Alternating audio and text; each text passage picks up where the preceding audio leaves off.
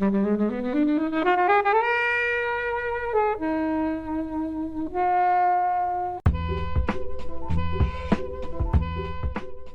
love that death because it's like they're driving into a twister.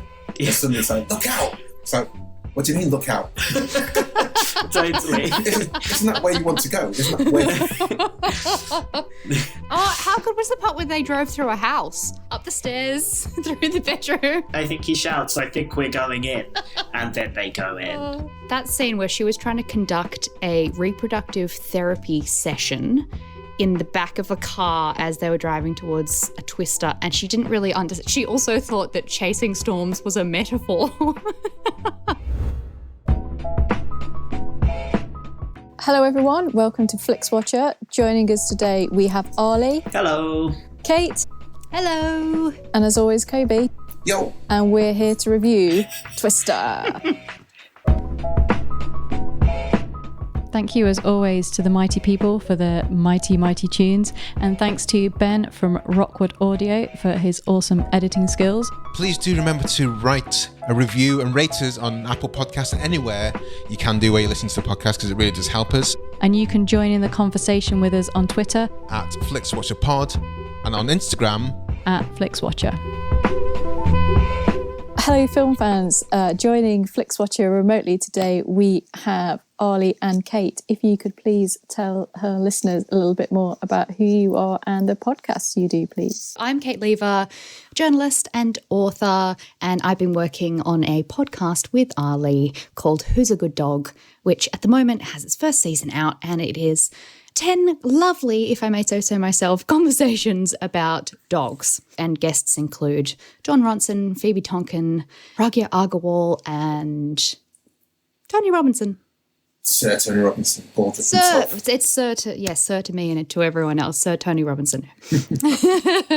So what, do you like dogs, Kate? Why are you doing this? I look, yes. I mean, I'm privileged because I do actually live with the best dog in the world, which I know everyone says, but we were actually on Australian television to promote my book about dogs, and the strapline that they put with no prompting from me was "World's Best Boy." So, and you can't really argue with Australian breakfast television, so I think it's official. I was wondering if the best dog might make an appearance today, but no dog. Is he asleep? Do you know what? He was about? going to, but he was here, and he was on his special pillow that I bought for him to sit next to me in my sort of working area. And then he had some opinions and he had to voice them downstairs. He ran off. Flying cows, get out. Yeah, exactly. I think it's just one cow. Yeah, that's true. It's the same cow. Arlie, who are you? Who am I? I ask myself every day. I am an audio producer. So, yeah, I've been working with Kate on Who's a Good Dog, basically the behind-the-scenes recording and editing person. And, yeah, I make podcasts and radio documentaries, things like a show called Vent Documentaries, which was the podcast of the year at the British Podcast Awards 2021. Braggy times. Yes. That's a few awards, right? Wasn't it 3?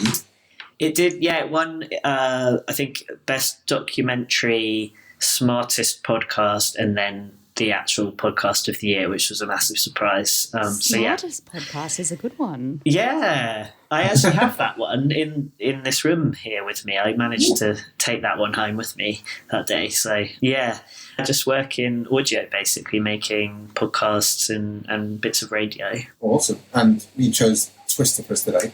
So can you tell us first of all why you chose it, and then I'll put a time. Sure. I chose it because I love disaster movies just in general. And I think that Twister is my origin disaster movie because it's one of the films I saw as a kid that I've just always loved, like ever since I was a kid, and that I can just rewatch again and again. So I chose it because it's just one of my favourite films. So should I give you a synopsis? Okay, starting now. Okay, well, it's a film about a bunch of scientists who chase tornadoes because they're trying to study tornadoes because they want to increase the amount of warning that people can get, and there's an emotional origin story to why that's important to the characters, but they want people to be able to get more warning of tornadoes so that they're less likely to be hurt by a sudden thing. So they're trying to release some scientific equipment into the middle of a tornado so that they can make all these amazing measurements and learn about tornadoes. And Helen Hunt and Bill Paxton are in the middle of a divorce, or will they get divorced? We'll have to see what happens. Maybe they'll fall back in love in the process, and that is Twister. Maybe, just maybe. Kate, where were you on Twister? Had you seen it before? What are your initial thoughts on this rewatch or first time? Well, I think it is exactly 24 hours since I finished Twister for the first time in my life. My first objection is that I did think it was about a single Twister. But actually, in fact, there are many. Twisters.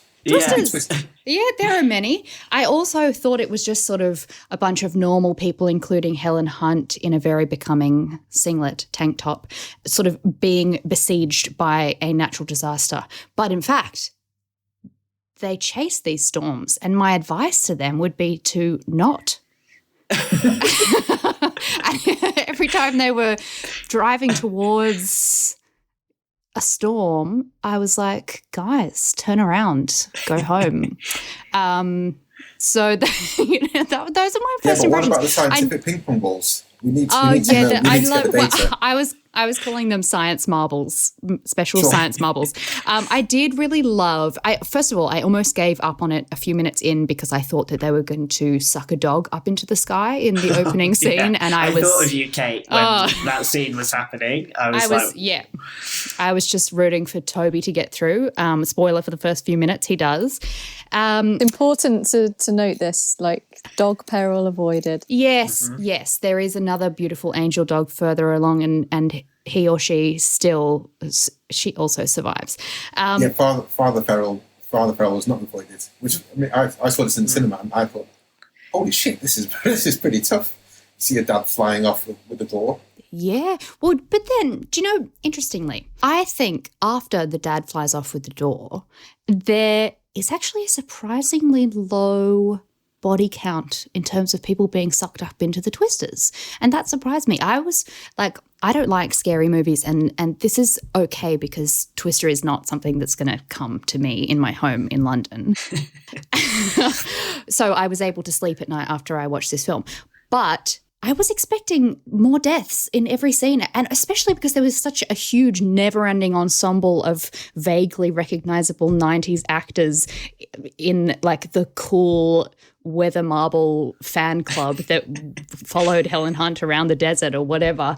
I'm expecting all of them to get bumped off, and they all just hung around, even though they just chase storms for a living. It seemed mad.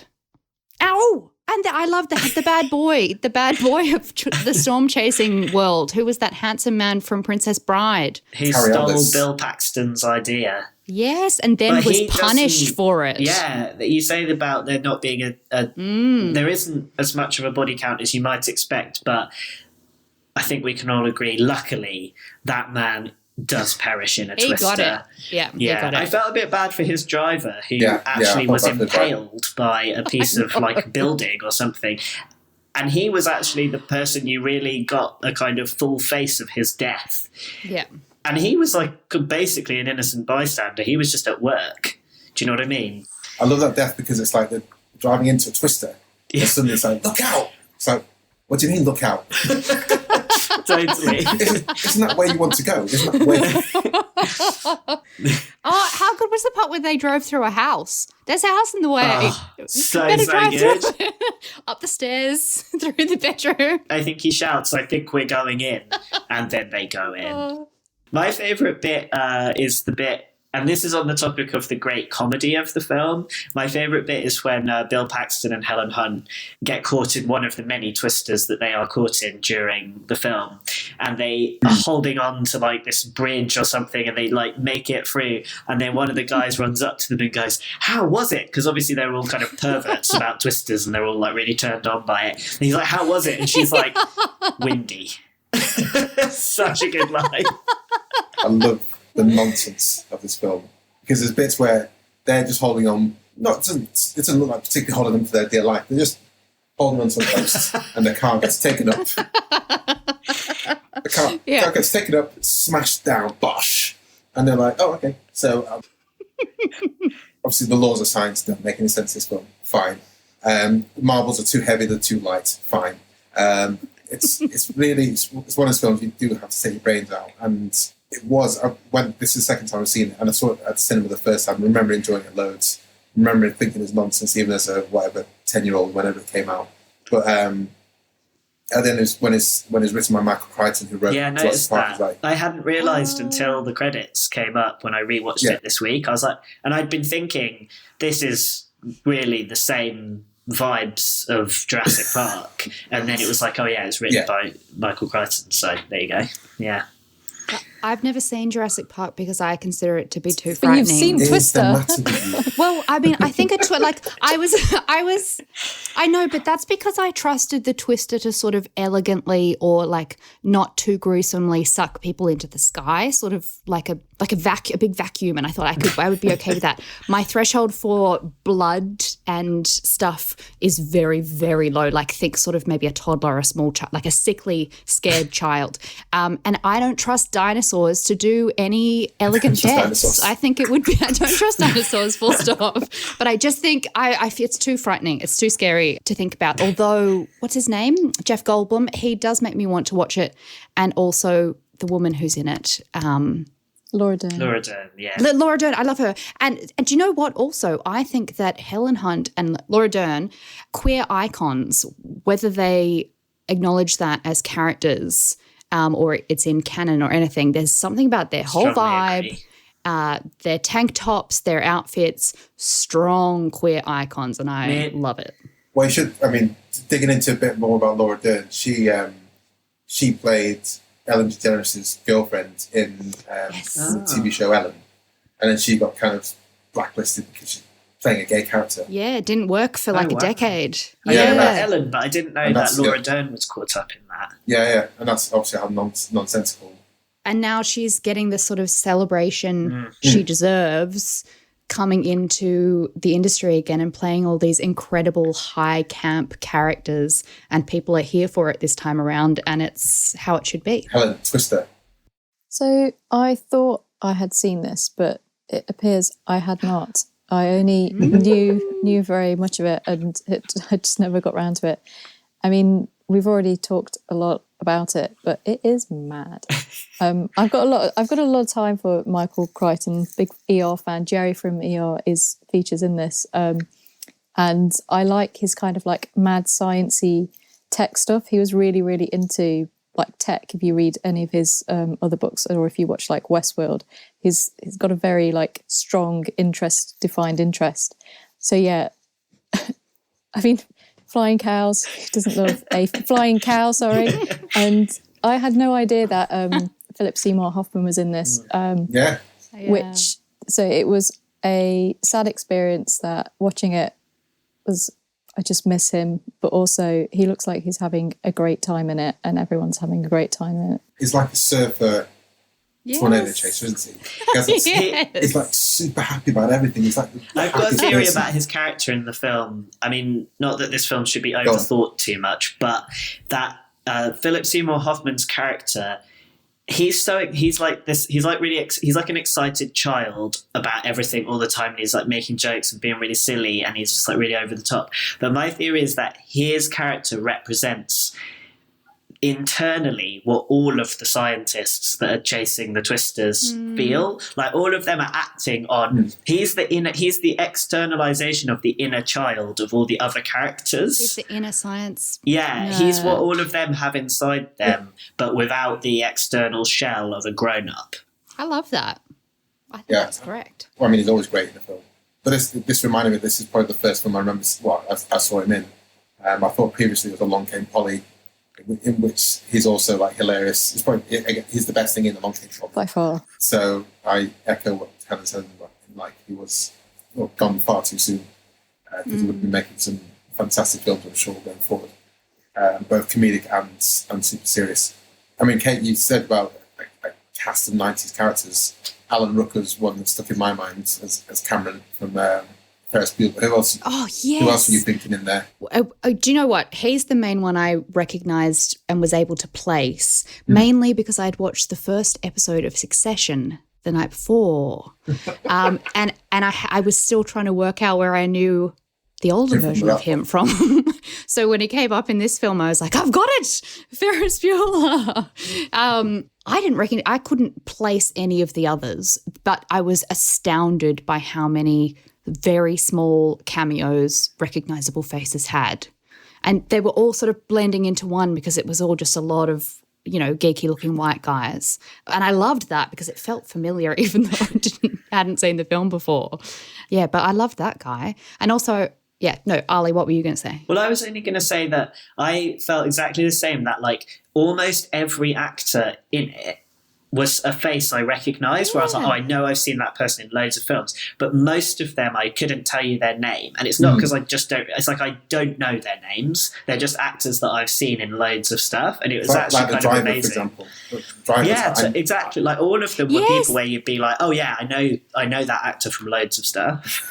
Yeah, but I have to limit the amount of times I can sort of pause to try and place an actor because unfortunately this is going to be controversial for this audience, but my boyfriend doesn't really believe in watching movies. He thinks that like all of them are too long and it's just one plot and, he'd rather watch a TV show or, if we're honest, probably a show about, mushrooms or octopus or something. So I really, not impressed by that. He likes, facts and nature. He's just not really into fiction, which is a real friction point in our relationship. But, in terms of the harmony of our household, I really have to ration the amount of pop culture trivia that I indulge in throughout the film. I also like to yell things at the screen when I realize that I've remembered someone from something and say, is he going to die? Is he going to die? Is he going to die? All through. So I really have to sort of tone down my reactions like that. So I did not stop and try to work out where all the 90s white tech dudes came from, but I was very pleased to see their little faces. I like to always Lois Smith as Aunt May. Aunt May. Meg? Meg. Aunt May's Spider-Man, isn't it? Jeremy Davies is in it as well. Saving Private Ryan, Lost. I think he's probably more well known as. He was one of is he that guy that he was the scientist in Lost? His Daniel something. Yeah, I think that was his name. Yeah. He was the one person where I was like, I do actually know that he was in Lost, but I don't know his name and won't learn it. Could anyone tell me the actor who plays my favourite character, and I took her to be a subplot, which I named in my head, Melissa Has a Very Bad Day? The woman who's trying to marry Bill Paxton, she looked vaguely familiar as well, and I loved her. She was great. Well, her name's Jamie Gertz. So is it Jamie Jamie, Gertz? yeah, Mamie, without the E on the I'll end. be calling her Jamie. Yeah, Jamie. Yeah. Well, I thought when that scene where she was trying to conduct a reproductive therapy session in the back of a car as they were driving towards a twister, and she didn't really understand. She also thought that chasing storms was a metaphor. I just thought that was outstanding comedic writing and acting. I loved her very much, but she did have a very bad day. She did have a very bad day, and it was kind of heartbreaking when they split up and she kind of said, we both knew it wasn't going to work out anyway. So you kind of think, well, good, actually. And she said, I'm not that upset. Yeah. Which is heartbreaking in itself, kind of, that she was going to get married to this man and she's not even that sad. Arlie. I was going to say that I thought her character was, even though they're a very different character in terms of their personalities and stuff, but I felt that her character was the lawyer of Jurassic Park, like a person who... Kate, you won't know this, but there's this lawyer character in Jurassic Park, and they're the character who, did not realise what they were getting themselves into. And that's their role, to be like this kind of bright-eyed person who like didn't realise the day they were going to have. Why is it called extreme? Why is See, her eyes like, why are you called extreme? What's this massive statement here? Exactly. Is that actually a tornado? I know. I found myself relating to her general sense of bafflement with the world. And like, I don't know what that says about me, but a car nearly lands on her from out of the tornado. Like, she's good. She's got like, I don't know what the word is, like, she's got like kind of backbone, you know. She fully like confronts Helen Hunt in the diner. She's like, "You're still in love with him, aren't you?" And Helen Hunt, she has no comeback. I thought, Melissa, she's good. She's going to be all right. You feel like she's going to be all right, don't you? Definitely. I'm very glad she survived. I would have been devastated if she got sucked up into the sky. Spoiler alert, but not like the lawyer. Oh. I feel like that. I don't know if that's allowed or not, but I feel like if people don't know what happens in Jurassic Park at this point, then there's no hope. Yeah, exactly. No offense, Kate. None taken. I'm happy to have it spoiled. I'm not going to watch it on account of the dinosaurs. Could you like not watch it with a buddy, like, and they could go, cover your eyes now, and okay. If you can tell me when I need to dive behind a pillow. Okay, first 5 minutes is quite torturous, and then a bit after that's quite good, and it's a bit more torturous. There is a little bit of gore. I mean, I would consider it very low level, but based on what you've said, Kate, I think you might need a warning for it. There is a bit of gore. It's impending doom. There's a bit of limbs getting torn off and that sort of thing. Yeah. See, that's the stuff that I'm not into, but the lawyer literally gets eaten by a T-Rex off the toilet. I'm not allowed to say that. Yeah. Okay, sorry.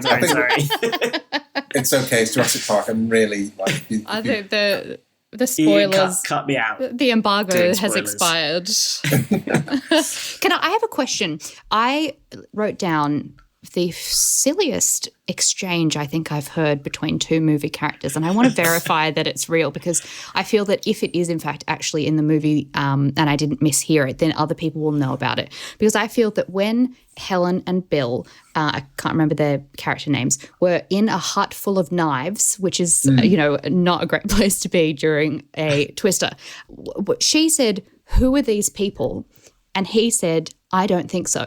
Yes, I think that exchange did happen. And I was like, what is going on? So apparently, in the trivia, this film was not meant to be as child-friendly, and there was quite a lot of swearing and possibly references. So I think there's a lot of bits in it where there's some really bad dubbing, where there's like swearing and they've dubbed it over, or they've edited it slightly weirdly. So if you look into it, it was originally meant to be a bit more adult, and then something happened and it became more, they wanted to get the PG probably, and I wonder if there's something where there's been like, she's kind of says something a bit like adulty, and they edit it in there. Oh, I wish. So maybe you could like watch that bit again and see if her lips move differently, because apparently there's some bits, and there's also apparently there was a scene that went out to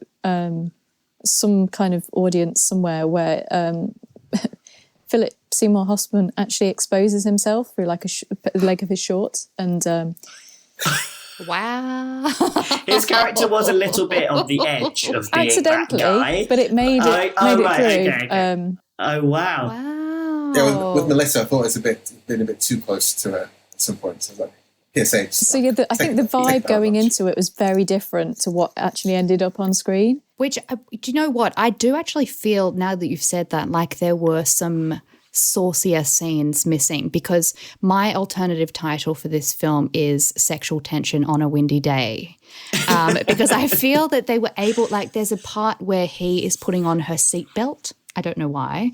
And I don't know how you can sensually put on a seatbelt, but he does. And I feel that maybe they had to do all these mundane acts sexily to get, the rating they wanted. And perhaps, on the editing room floor are some much saucier, raunchier scenes between Helen and Bill. Perhaps. I don't know. Well, should we head to the scores, guys?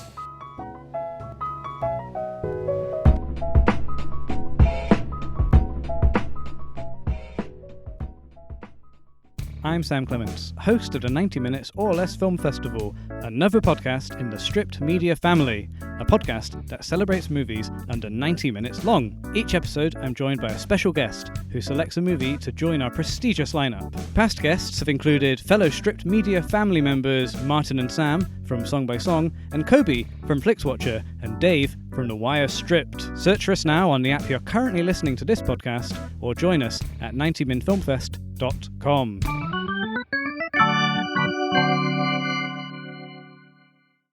Welcome to the patented Flixwatcher scores. All of the scores are out of 5. You may have decimal places, and we'll start with you, please, Arlie, with your recommendability. Well, it being one of my favourite films of all time, I would have to give it a 5.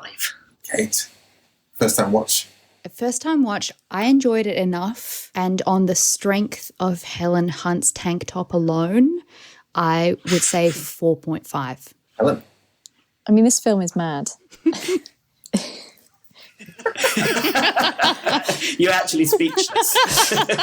I'm just trying to think, like, how would I explain it? What kind of, like, tick boxes would that person I'm speaking to need to have for me to go, this is your film?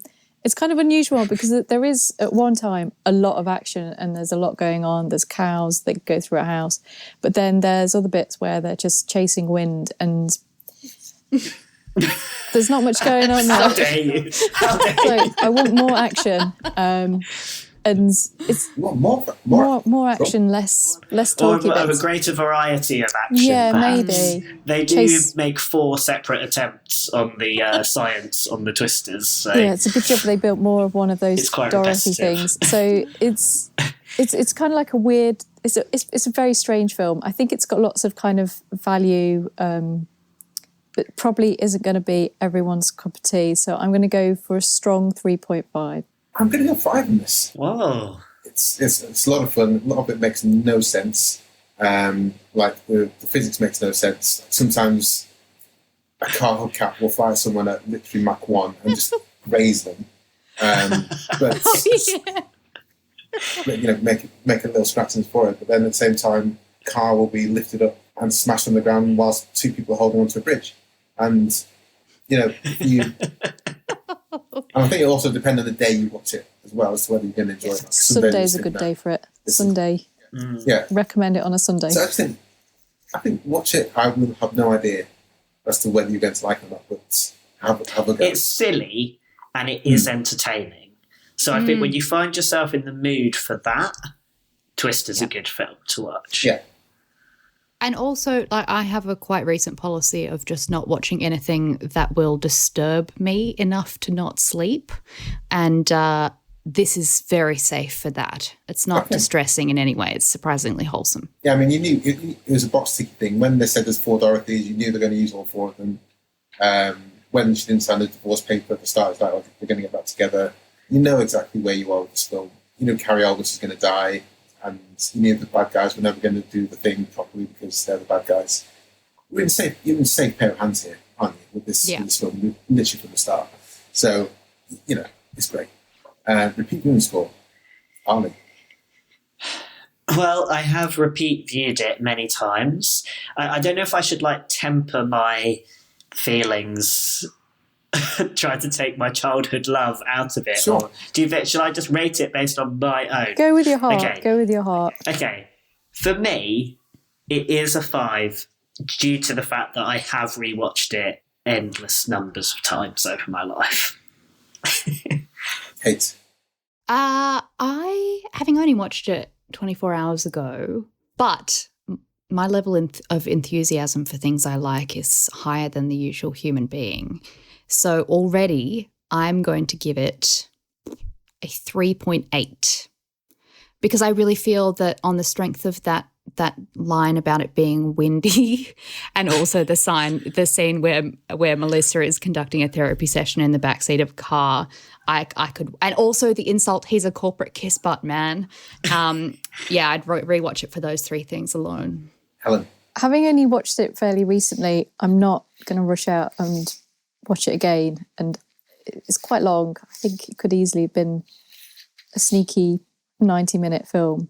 But that said, there are some I agree with that. classic lines. I think I'm just trying to go back to one where they say, oh, that was it. They're in the truck and they say cow, and Joe says another cow, and he goes, actually, I think that was the same one. Did that cow go like from left to right and then go from right to left? I think that is the implication, yes. I don't know, there's just moments like that which are like, well, you got to go back, haven't you? I'm not in a rush. I did get a lot from it. How likely am I going to go back? I'll go for a 2, just because it's very fresh, and there would need to be quite a big gap, I think, for me to return. Yeah, I'm going to go for 2 as well. I will watch it again.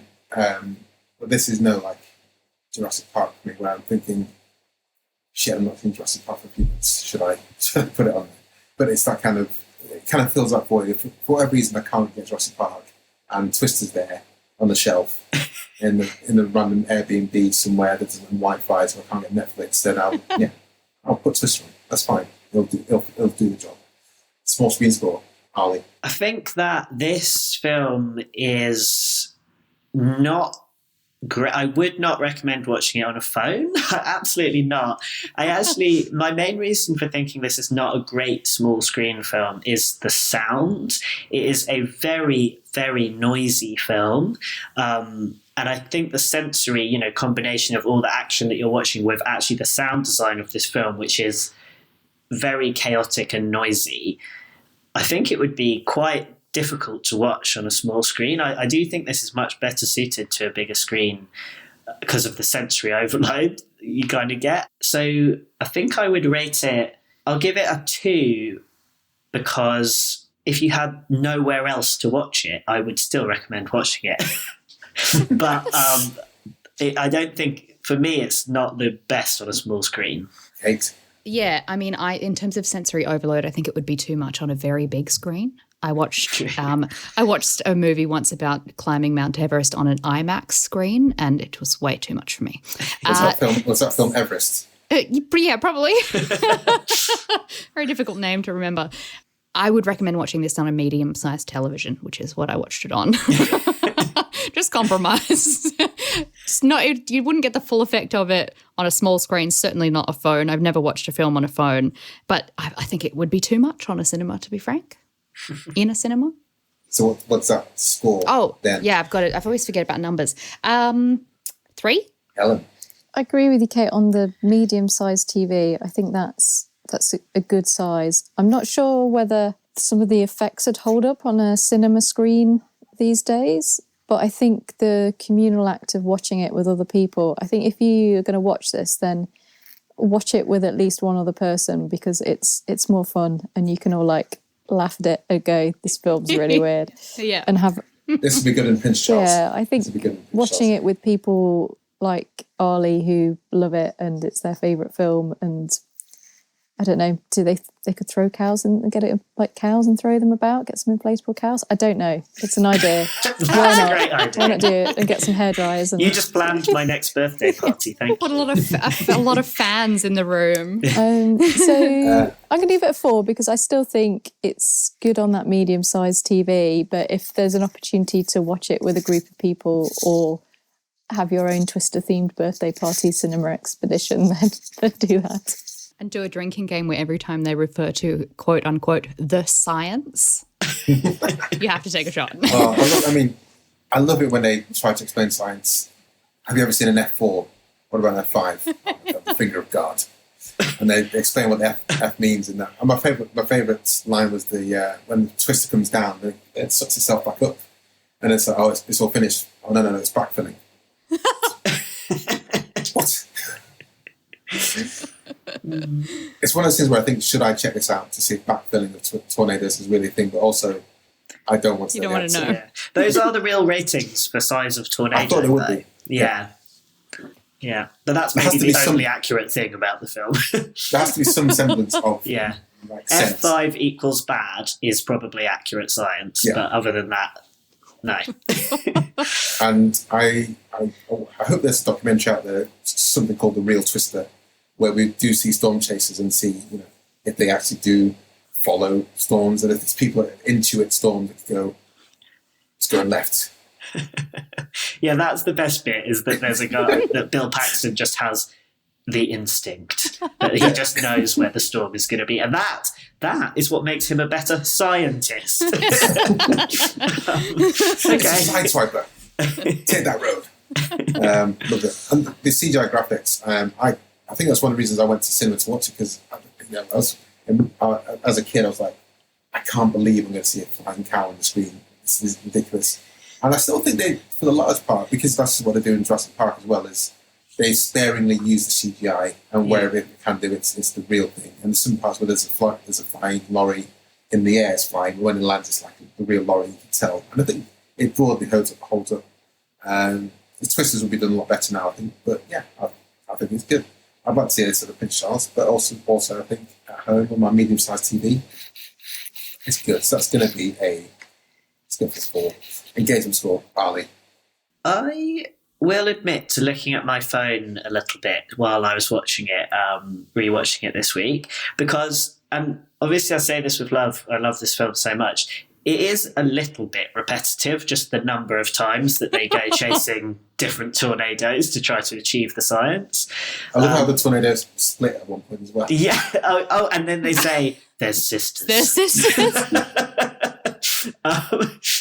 It's one of those ones where it's really entertaining, but it's also quite low stakes just as a film because it's so silly.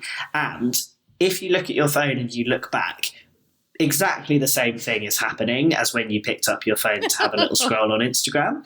So I think I will give it, and this isn't to take away from how entertaining it is, like a 3, maybe for engagement, because I think you won't lose much, to be honest, by having a cheeky look at your phone while you are watching it.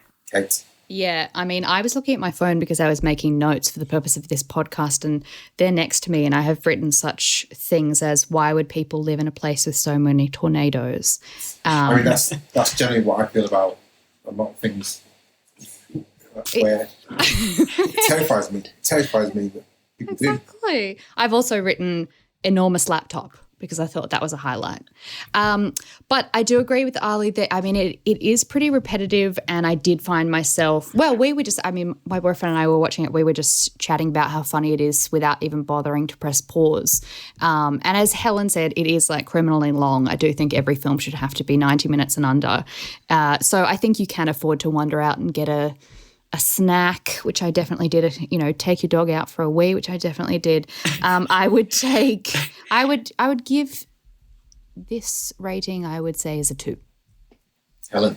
I'm going to give it a solid 3. I mean, this is the first time I was watching it, so I could kind of guess what was coming up, but I didn't know. So, but I did kind of get sucked into the IMDb trivia on this, because there's a lot, and there's kind of like loads of weird stuff about the filming and things like that. So a solid 3 for engagement. Yeah, and good use of the word sucked in. I'm going to right down the middle with 2.5. I think this is one you can quite easily be lying on the sofa. If you nap for 5 minutes, then and woke up and think, no, I can't be bothered. I'll just carry on going with it. There's no need to go past back 5 minutes, because, as you said, the repetitive nature, if you've seen the first hurricane, then, another 2 or 3 are going to come up soon. So it's absolutely fine. Don't worry about it. That gives us an overall score of 3.39. Sorry, 3.39375. That's pretty solid. It's pretty solid. I thought it was going to be higher. Where did engagement score was where it let itself down. Recommendability was super high with 4.5 overall. Yeah, everyone watch it. They know it's going to be, a schlocky film. Let's head to Twitter, guys. And to everyone who's listening, if this is your first time, or if you haven't followed us on Twitter yet, do follow us. We are at Flixwatcher Pod. One of the main reasons to follow us is because we put a shout out before the recording asking for your opinion with a tweet like this. We're reviewing Twister with Arlie Adlington and Kate Lever from Who's a Good Dog. Have you seen it? Tell us your thoughts and a score out of 5 stars for an on-air shout out on Flixwatcher. Arlie, do you want to pick a review? Yeah, so I've got Stephen Lockridge, who described the film as batshit insane, No real plot, but a lot of fun, and always nice to see a young Philip Seymour Hoffman, and he gave it 3 tornado emojis. I saw that before. I mean, I could never age Philip Seymour Hoffman. I have no idea how old he is then. It's true. That's true. Plutarch Haven speaking looks the same age to me. Because he's always a bit chubby and dishevelled and, Yeah. But I think it was a great PSH performance. Kate, do you want to say next one? Yeah, so I have got Lee Thomas, who says, a decent Sunday afternoon film. Some of the effects don't hold up, but who's bothered about that when you've got Hunt, Paxton, PSH, and the dread Pirate Roberts chasing tornadoes. And he's also employed an emoji rating system. This time it is 3 flying cows for one of the most 90s movies ever made. It is very 90s. Fair. Yes. Yeah. The fashion, the sunglasses, incredible. The hair. Lee Thomas is a frequent contributor. Thank you very much for all the times you've given us your thoughts on the film. It's always a pleasure. So, Arlie and Kate, can you start off by letting everyone know where we can find you online and say goodbye to the listeners? Yes, thanks for having us, guys. This was very fun. I am at Arlie Adlington on Twitter, or my website is arlie.me, where you can find all my different audio work that I do. And I'm Kate Lever. You can find me on Twitter, Instagram, and TikTok. Kate I Lever. The I stands for Imogen, which makes my initials KIL. And some of my work is on katelever.com. Awesome. Fantastic. Thank you very much, guys, for joining us. It's been a pleasure to relive the most 90s film in the world ever. Thanks for coming on. Thanks for having Thank you. us. Cheers. Bye. Bye. Enjoyed this episode of Flixwatcher podcast? Why not leave us a 5-star review on iTunes? You can also follow us at FlixWatcherPod on Twitter, and we're at FlixWatcher on Instagram.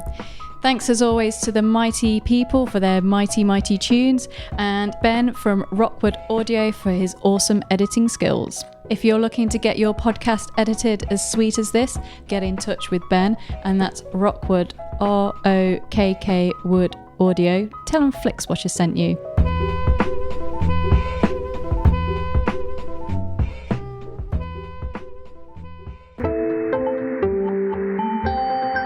You just heard a Stripped Media production.